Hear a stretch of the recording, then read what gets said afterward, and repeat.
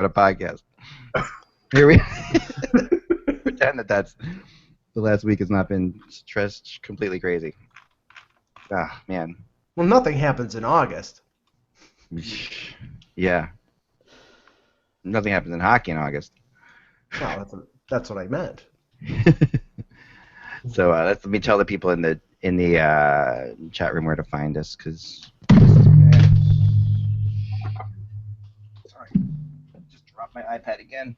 I broke it. Microphone fell on the screen. What was that?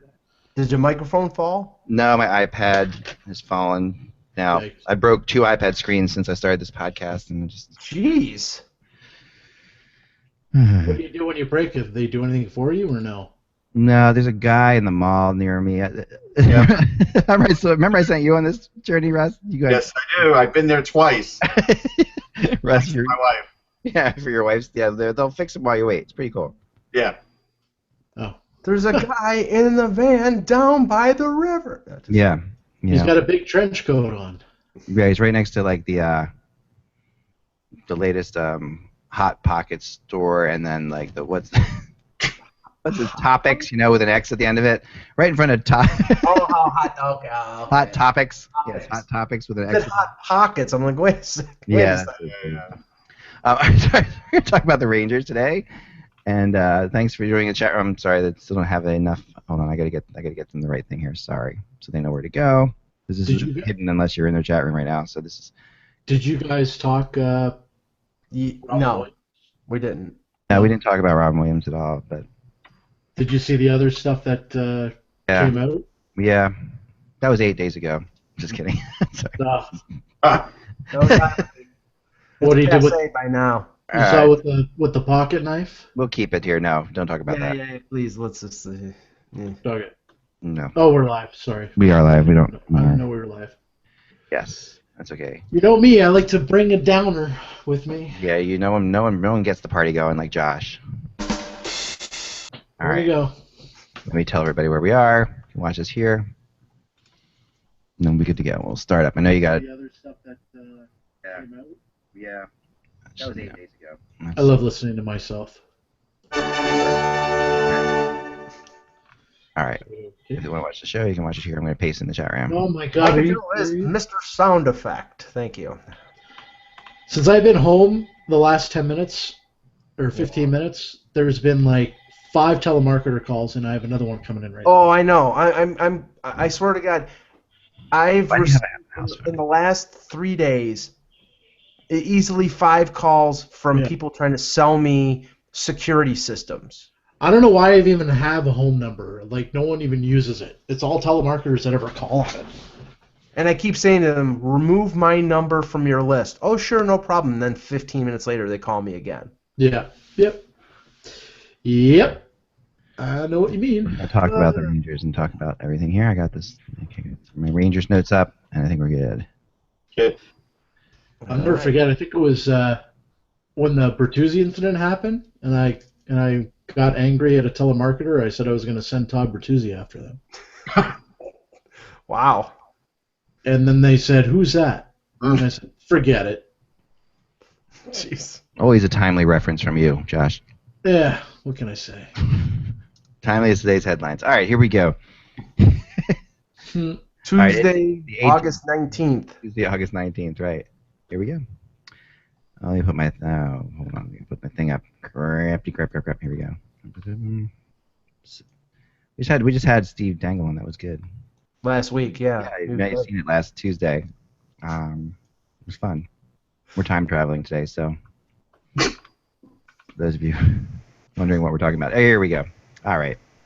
So we'll just do Mike and then Josh, and then I will introduce Russ. I hate Facebook. Sorry. So much getting them as a sponsor. Never mind. You too, Josh.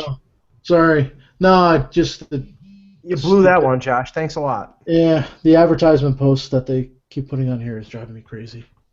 Zuckerberg was gonna give us billions, but now after that, thank you. All right, let's start the show. Not to you know what I hate? This is what I'll just throw this out there real quick. I hate grown adults saying it's always in the last place you look. because that makes it's just it's the stupidest expression on the planet. It of course is in the just think about it. Think about it. All right. There's no reason you would keep looking. Sure. So that's all you need to know. All right, here we go. We'll start from here. You win, Eck. You win. Thanks, Josh. Appreciate it. Hello, Hockey World. It is Tuesday, August 18th, 2014. 19th. 19th. What? I'm It's not I'm 2019. We're not time. Wait, hold on. Time out. Freeze. We're not traveling that much. Tuesday, August 19th, 2014. Sorry. Okay, here we go. I think I'm Michael Agello. Oh. Josh. Hello. In 3. Hello, Hockey World. It is Tuesday, August 19th, 2014. I'm Michael Agello. I'm Josh Rimmer. And I'm Eklund. And you're watching the HockeyBuzzcast on HockeyBuzz.com. And Josh, that was a creepy face. We are joined today by Russ Cohen. Hey, Russ, how are you? Good. How are you guys? Very, very good. Russ, as you may or may not know, is the top guy at sportsology.com, and also you cover a ton of sports and a ton of different things. But one of the things, Russ, that's closest to your heart, and you've written books about it, and you cover on a regular basis, are the New York Hockey Rangers. Yep. So my first thought, and I know this is this is news. This was news a week ago, but your thoughts on what's going down with the Islanders, just so we had your kind of, because I know that's another team you've been close to and involved with as well. With all the news coming out, how's this going to play out in your mind? Picture yourself a week from now. I think it's just typical business dealings with Charles Wang. He's backed out of deals before. He'll back out of deals again. I remember the one time they were going to go play hockey, like in, I don't know where it was, Saudi Arabia or whatever, and they didn't like the rink, and he backed out of that deal. He's used to getting sued and used to suing over things like this, so it doesn't even shock me. Really, this is just the way it goes. That's amazing. Yeah, we'll see how it all plays out, but it is kind of crazy. Well, this was a fun year in retrospect for the Rangers, obviously, and I don't think it always looked like it was going to be, Russ. I mean, as the year went and started, I didn't get the impression that you would imagine that we'd be sitting, watching, waiting see if a game, 6 could be forced back to New York for the Stanley Cup Finals, Yeah, it wasn't that kind of year from the start. I mean, they started on the road, and it was a crazy schedule. It was a new coach, and they started off with a bunch of losses. So I thought they'd be a playoff team. Would they make it to the Cup? I didn't think so, but they did, and I didn't think they'd win the Cup, and they didn't. So now you kind of are stuck with that mode of you made it to the Cup, now will you even make it to the playoffs the year after? Because sometimes that happens too. And they're in a spot now, because when you make it to the Cup, and then I think they handled it pretty well. You've got players that sometimes you have to overpay. You're suddenly in a spot where you feel like you owe it to keep this team together, so to speak. What are your thoughts about the guys they let go first? Start there. Well, I think Benoit Pouliot got crazy money. Now he played a good role, and I know the advanced stat guys went crazy over him, and yes, that's why the Rangers brought him in. But he was brought in to be a third or a fourth line guy, and that's why his advanced stats were very good. Now with the kind of money he's getting in Edmonton, they might move him up to the second line. If he goes second line or third line, he's going to be facing a lot tougher competition, a different defensive pairing, and I don't think his numbers will be as robust. I think he'll still get his 15 goals, but I don't know if he'll be as much of a contributor as he was for the Rangers. And he was a net presence. And look, Lee Stempniak's a nice player. He's not a net presence. So right off the bat, the Rangers lose that for sure. Yeah, and I mean, you and I had some discussions about Pouliot through the playoffs because we were, and I wasn't as big a fan as a lot of people were. So I kind of agree with you. I thought Pouliot took a lot of dumb penalties, especially in the offensive zone. Offensive zone, yeah. Huge offensive zone penalties in the playoffs that could have burned the Rangers but didn't at the end of the day. But he also does score the occasional, big goal. Like, the goal he scored in Game 4, for the Rangers was a huge goal. It was. And I mean, that's the thing that I wonder about this team. Do they have the clutch scoring moving forward? It's going to be tough. I mean, Martin St. Louis is going to have to score at a lot better rate, and we're asking him to do it like at the age of 38, going on 39. That's a tall order. It really is. I mean, they're also going to miss a guy like Anton Strawman. Not that he helped out anything offensively, but he finally got this new career down as being a shutdown guy who could also move the puck, and now that's gone from the lineup. So I think the offensive push is going to have to come from different areas. Now you're going to ask Rick Nash to be good again or consistent again. That's right.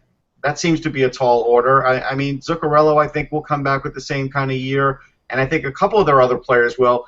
Every year, if you look at the Rangers for the last 4 or 5 years, you're always wondering where the goals will come from. Same as the Devils, and they seem to get them. Yeah, so I'm sure some other guys will step up, a couple will step back, but I don't think they're going to be a high-scoring team by any stretch, and they're still a team that's built on defense and goaltending.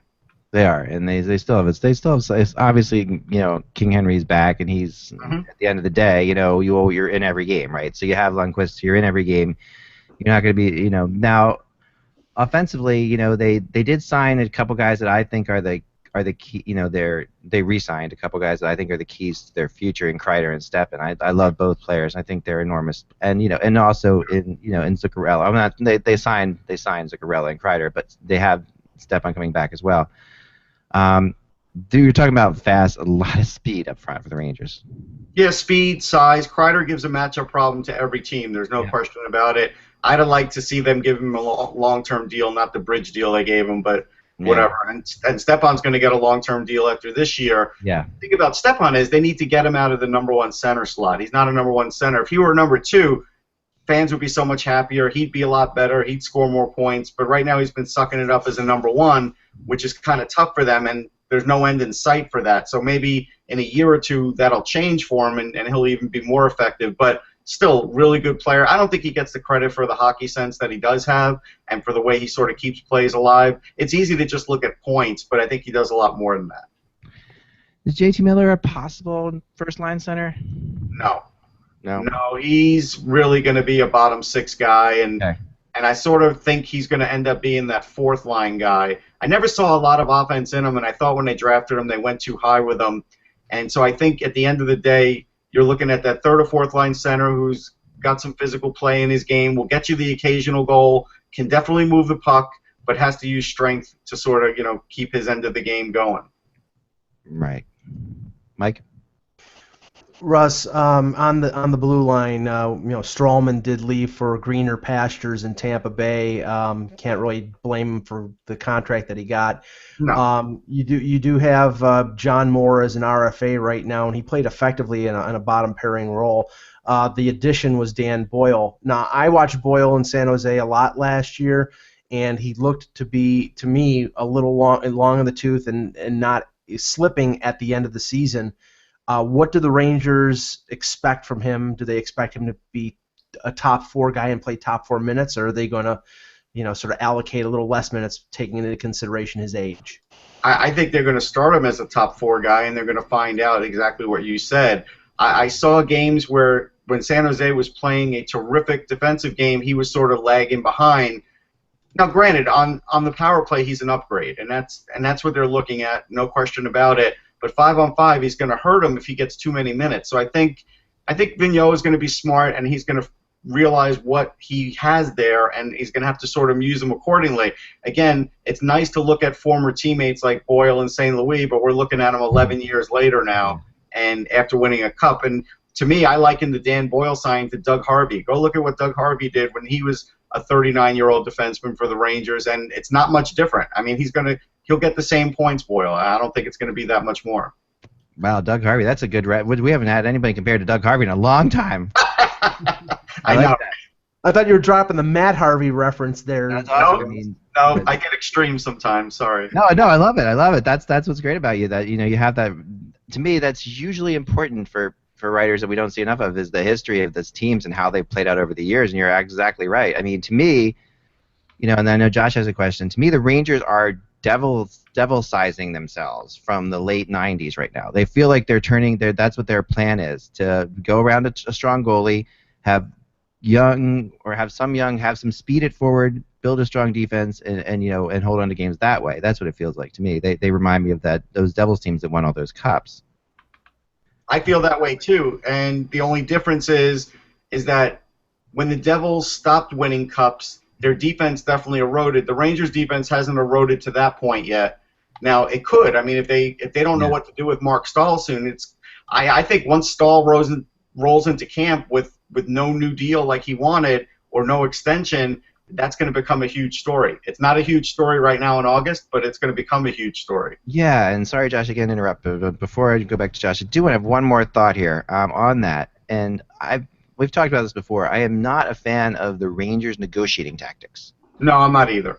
The way they handle things is definitely different. I mean, last year they got a little lucky, in my opinion, with the Marty St. Louis trade. That was definitely a break, because otherwise they could have really blown up in their face. Yeah, Glenn Sader plays very much a hard-line game and a game of chicken, and you end up getting a much better deal by getting your deal somewhere else and getting traded to the Rangers rather than letting them sign you. Right, that's a good point. That's a great point. Josh? Russ, speaking of Glenn Sather, there was a lot of talk during the year that maybe Sather might be stepping down and taking over would be Jim Schoenfeld. There's been no talk of it ever since the season ended. Do you think Glenn's going to remain in that position come this season? Yeah, I think that talk is silenced again, and maybe we're talking another year or two down the road. I'm not sure it would be Schoenfeld. I think you might be looking at Jeff Gordon, but I'm sure Schoenfeld will be in the conversation too, and maybe he gets one of those other positions. You got to remember, there's a lot of positions at the Garden, and there's a lot of guys now. If we started naming names, you would wonder what they do. And so at some point, they will shift some out and bring some new blood in. Yeah, it's a very interesting. The way that organization is run is definitely unique. Mike? Russ, Brassard to a 5-year extension, $25 million. I was a little more than I thought they were going to end up paying, but I guess they paid for the unrestricted years in the deal. The signing that was a little surprising to me in terms of the length was Zuccarello. I thought they were going to try to get him signed long term, and yet they only get him for 1 year, 3.5, and now he's a UFA at the end of the year. What do you think his standing is in the organization, and do you think that they're going to try to get him locked up before next July? Yeah, it looks like they're playing sort of like the new cap game, where after January 1st they can start negotiating with him for long term, and I expect that's what they'll do. Now, if all of a sudden he tails off, it's going to hurt his negotiations, but I don't expect it would. So I think after January 1st that'll happen. As far as Brassard goes, I wouldn't have given him that deal because he's never been consistent enough. I understand, he's got that skill, and I understand that he does score occasional good goals and will get you 5 to 7 power play goals a year, but at the end of the day, there is an awful lot of parts of his game, lack of defense and just lack of consistency, that has always bothered me, because when he was getting drafted, he looked like he could be a 70 to 80 point guy, and he's never even gotten 50. Yeah, I agree with you on Brassard. That was really shocking to me. And as far as line combinations go, Russ, I mean, it's kind of always an interesting thing with the Rangers. You can never really put it together. I know. I was trying to do it out a little bit. I had like Kreider and Stepan and St. Louis perhaps on the top line. I think that's what they're going to do. All right, but that leaves the second line of really 3 players that I don't think go together at all. That's the problem with that. Like, you have Zuccarello, Brassard, and Nash essentially. Well, a lot of the advanced guys now will tell you that they like having that little bugger guy with a really big guy. All of a sudden, that's become en vogue in the league. Now, the interesting thing about the Nash and Brassard thing is they really didn't play together much in Columbus, so doesn't mean they can't, though. And I think at some point you do have to explore it. Yeah. And I think it would make them better if they could go with those 2 lines, because I think they really do need 2 solid lines. And I think their 4th line will still be pretty good. And I think at the end of the day, whatever the third gives you, the third gives you. But I think they do really have to have 2 solid lines. And I think you do have to move Kreider up to that top line, because even though he may not score 65, 70 points, he creates a lot of havoc out there. He does, and I'm with you on that one. I mean, you would hope maybe that Nash would create room for Brassard, I guess, on that second line. Yeah, I mean, that's the hope. I mean, we all hope that Rick Nash plays more physical, but I think since the concussions, he has sort of played like an Eric Lindros Rangers game, and that is, he'll get you that 65, 70 points, but he's no longer that big physical presence. But the other thing is, again, and we talk about it all the time, Rick Nash has the best shot on the team, and I don't know how many one-timers he ends up taking in a year, but it's not enough. That's the thing, right? Yeah, he does have the best shot. He's got to get in position to take those, though.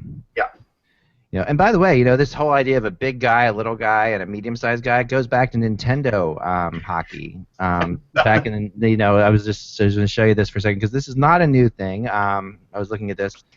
This is how Nintendo hockey was played back in the day. And you could pick your team together, and you could add. There were 3 size guys. There was a little guy like this guy, a big who was really fast, and there's a big fat guy with a hard shot, and then a little medium-sized white guy, which is a typical hockey player. So yeah, that was your Yeah, it's not new. So the Rangers haven't invented this. It's good to know they're working off of 1980s technology. Well, that's what Corsi is, really, at the end of the day.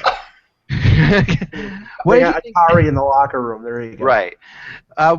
Russ is, as you guys probably know by now, because we've talked about it before, Russ is one of the best draft guys in the business, if not the best draft. What did you think of the Rangers draft?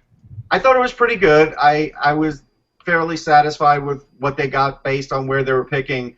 The goalie, we'll see. Halverson, he really needs to have a year where all of a sudden he starts taking over as the number one in the Sioux, and we'll see what he does in Traverse. I saw that he's up there with Skapski and Traverse, and I'd like to see if he could leapfrog him there.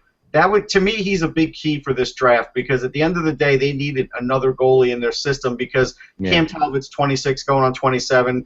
You can't expect him to be the number one when Lundqvist is gone. He probably wouldn't even be on the team. So Halverson now will be the guy that you're really looking at long term, and I think that was an important pick. I knew that that's what they needed to do and go with him and go with a goalie. I didn't know if it was going to be him or not. He really wasn't on my radar, but it doesn't mean he won't be good. Goalies are the toughest to figure out. Yeah, they are for sure.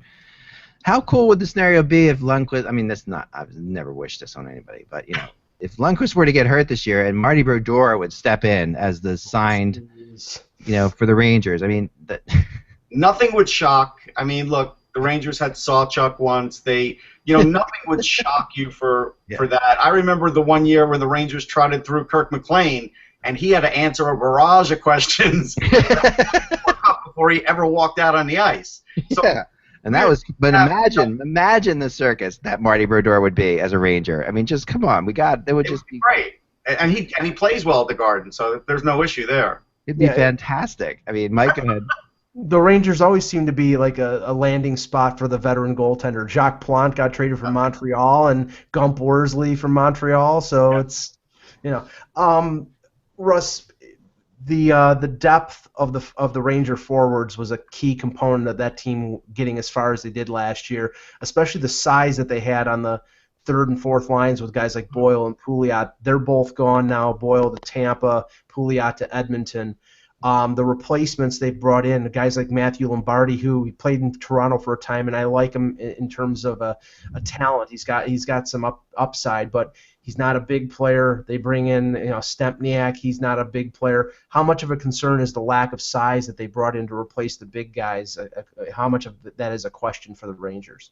I don't think it's going to hurt them much in the regular season, but it will hurt them in the playoffs because once the playoffs start, the East becomes more of that grinded out playoffs more than the West, and I think that's where it takes a little bit of a toll. So I think there is going to be an issue there, and even with those guys there, the Rangers were a little bit undersized last year, as you saw when they hit the Cup. So I think this year regular season will be okay, but I think playoffs they're going to have to make some adjustments, pick up a player, they're going to have some size added at some point.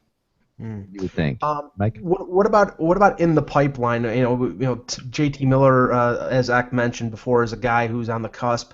A guy like Dylan McElrath, I mean, really hasn't had any kind of impact yet. Who are the 2 or 3 players you're expecting to come up from Hartford and possibly have an impact on the Rangers either this year or next year? Well, I think Jesper Fast has the best chance, even over Miller. I think there's been a little bit of a tainting with the coach with Miller and the turnovers, and he doesn't seem to like him as much. And look, as much as we talked about John Tortorella not liking young talent, Alain Vigneault can be very tough on young talent too. And so Miller, I think, is going to have to play extra hard just to make the team work fast. The times that he played, he is really good at moving the puck around. He is excellent as far as passing, doesn't hurt him defensively. And so, because he's a little bit further along age-wise and has played overseas, I think when you're starting up with a new season, he's going to have a really good chance of making it. John Moore is going to get signed, right? He's at the short end of the stick, so I'm not worried about him being on the team. He basically has to accept whatever the Rangers offer him. But I think Connor Allen down below is a kid that they had playing the AHL last year. Preseason looked really good, has good size, sort of looks like a Dan Girardi light, and I kind of wonder if there were an injury or even in camp, could he look good enough to make it? Dylan McElrath, I just don't think has the turning ability anymore since the injuries. When he came up last year, he was a second slow on everything, including hitting. And so I think he's a quadruple A player now. I don't think he's really going to have any NHL impact. What about a lot of people that I've been talking to are seem to be high on Anthony Duclair. Your thoughts on him? Yeah, I mean, Duclair is a really good scorer, but, you know, there was a time last year when Duclair was just sort of scoring like because of the league, and Gordy Clark went out there and he really lit a fire under him because he's like, look, you're not trying your hardest. And at that point where Gordy went there and the point afterwards, he really piled up even more points, but he's still a small guy and he's got to fill into his frame. So I still think you're looking 2-3 years down the road for him. He definitely has that offensive skill, but he doesn't have great size, so he is going to have to fill out a bit more. So what do you think of this? I know we like to talk about NHL 15 a little bit because I know you've had some connections with that, and we're going to actually start up our when I get the new NHL game, I am going to start up our Premier League like we had done before because I understand it's easier, and I already have an intern hired and everything to enter all the players. But according to an article I saw recently, Marty St. Louis is ranked as the fifth. Is it the fifth? Yeah, the fifth best right winger in the game. You know, I'll say this, and you guys know, and some people know, Shane Malloy, the guy who I do my XM radio with, is the guy that sends in those rankings, but then he's not the final say with the rankings. So that's where there is an additional element that sort of can change. So I haven't talked to him to ask him about that to see where he did it, but I probably will ask him at some point. But it's still, if he had him as the 10th, he could have moved up to the 5th, like it does happen. So I would say this: I don't think he is. He has him as one of the that's going to be he has him as one of the, let's see, the summary. It says the diminutive winger has lost a bit of his speed over the years, but makes up for it with 5-star puck skills and senses. He continues to be one of the league's top playmakers, coming in with a 90 rating in passing and puck control. That part's true, but I think what you saw towards the end of the season and when he got to the Rangers is that he's not connecting on that one-timer as much either. So while he does control the play and he is a great skater, there is that offensive component that seems to be dropping a little bit out of his game. Yeah. I mean, he had his moments where he was really impressive, and of course the story down the stretch was a big thing and got even diehard Flyers fans to root for the Rangers, which was scary. And that's a stretch. It is a stretch. I will say this though: for NHL 15, what you really have to talk about are the arenas, because now all of a sudden they've pulled out all stops and they've spent big money. If you noticed, Madison Square Garden is actually Madison Square Garden because they've not been paying MSG all the years. Oh, wow, I didn't know that. It would be like New York Arena, or they would just sort of sidestep it. Hey, we're in New York playing hockey, but we're not on the island. They wouldn't say that, but you got the idea. Now it is MSG, and it looks exact. But I was told today by Anthony Mingione, who I do my show with on Blog Talk, that when they show the Wells Fargo, there are no Sixers banners. And I did say, and he said, I think fans are just sort of nitpicking. I'm like, I don't know, because I saw the MSG one and saw the Knicks banners. Right. So there is a little bit of inconsistency. And then also the Flyers, the team's benches were on the opposite side of the ice. That has to change, too. They're on the wrong side. Oh, right. Of course, the Sixers owner is the owner of the New Jersey Devils, right? Yes. So you can throw that in there, too, as another conspiracy theory.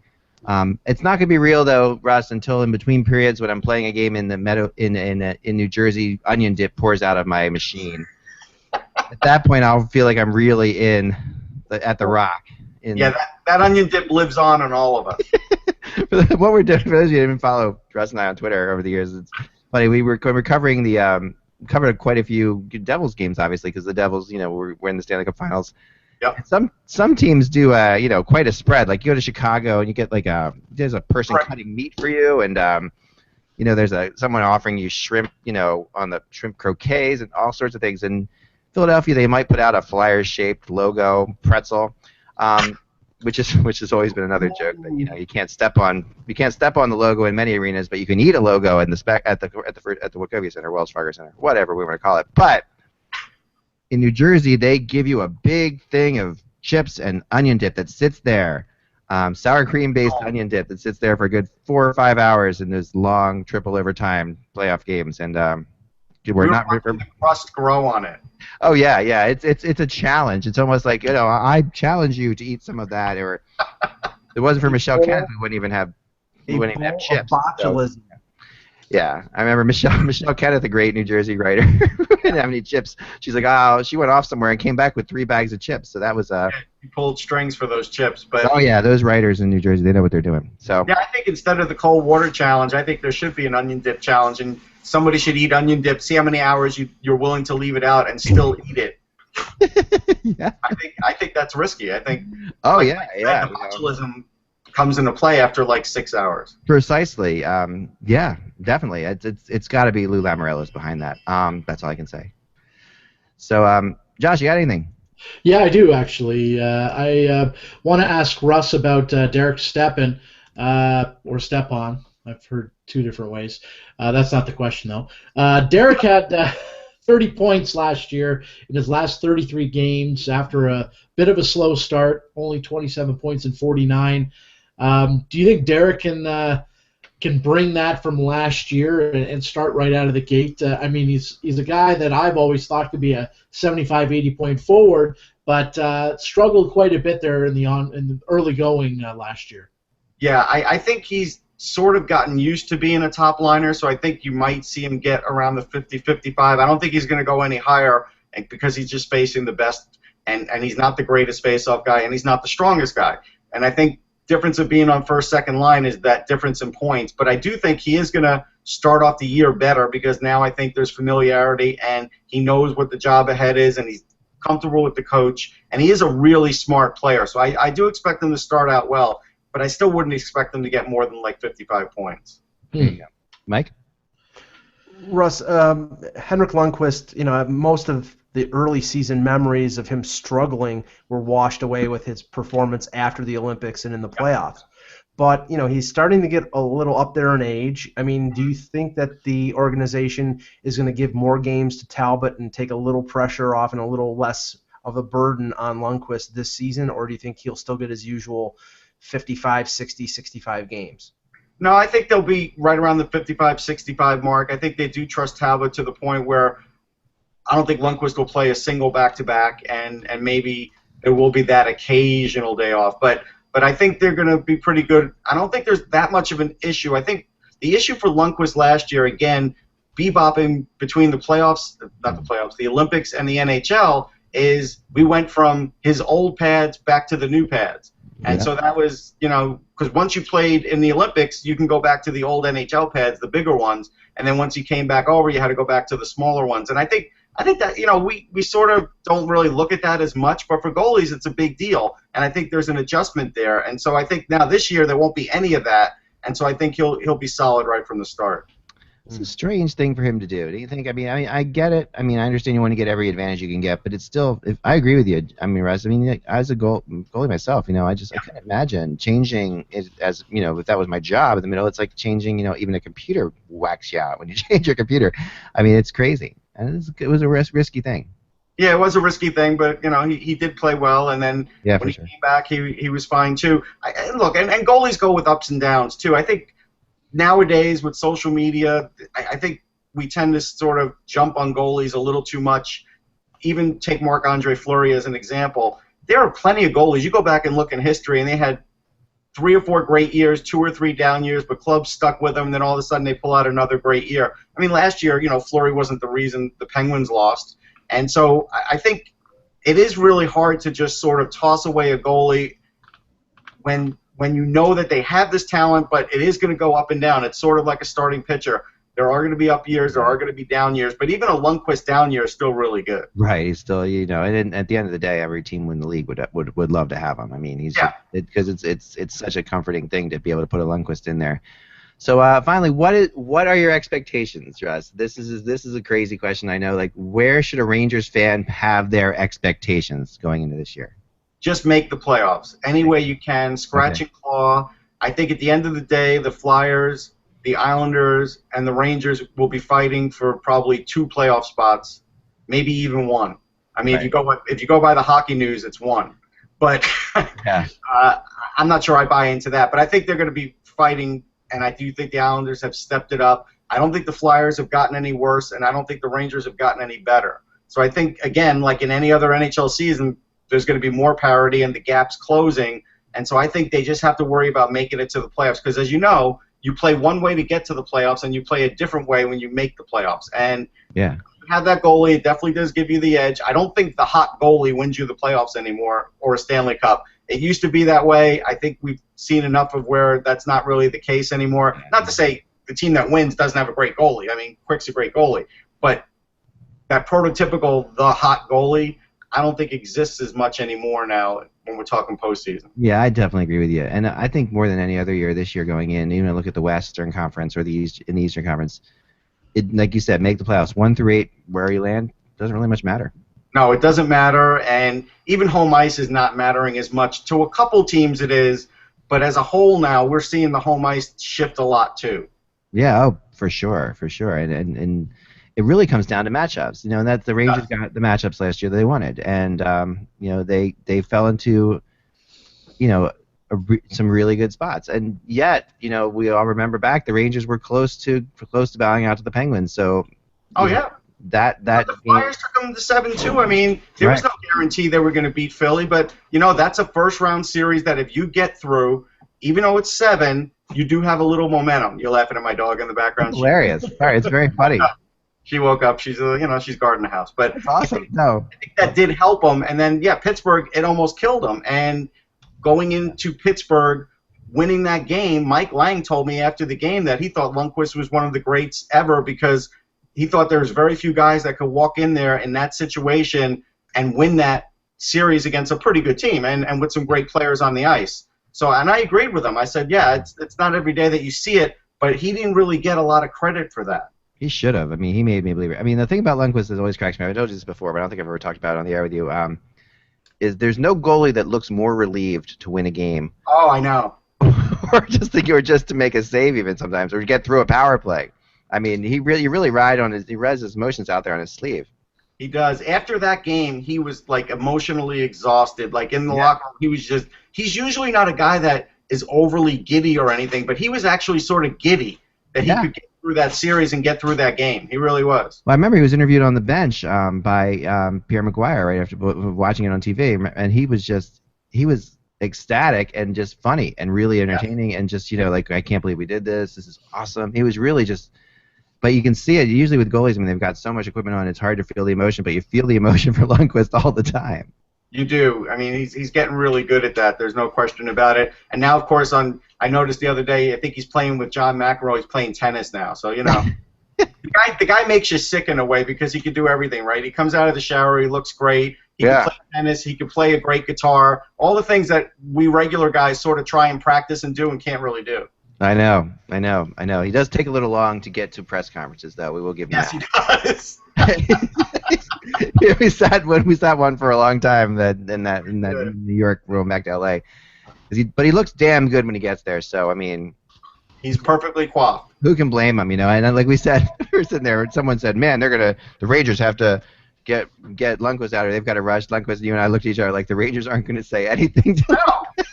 Nobody gets there. He can get out here 2 hours from now. He just won a huge game, go to send the Stanley Cup Finals back to LA. Oh my gosh. Yeah. The NHL adjusted. They pulled the sign and said Lundqvist and Strawman, and they went to Strawman. That's what they did. I never stole the Strawman sign. I should have. I had my chance. All right. I guess that's all the time we have for today. But thanks so much, Russ, for joining us as always. We really appreciate it. You can find Russ on Twitter. You are at Sportsology, correct? Yes, at Sportsology.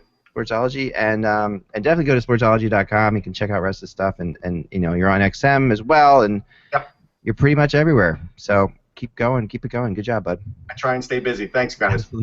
Absolutely. All right, we'll talk to you guys soon. Remember, without the buzz, it is just hockey.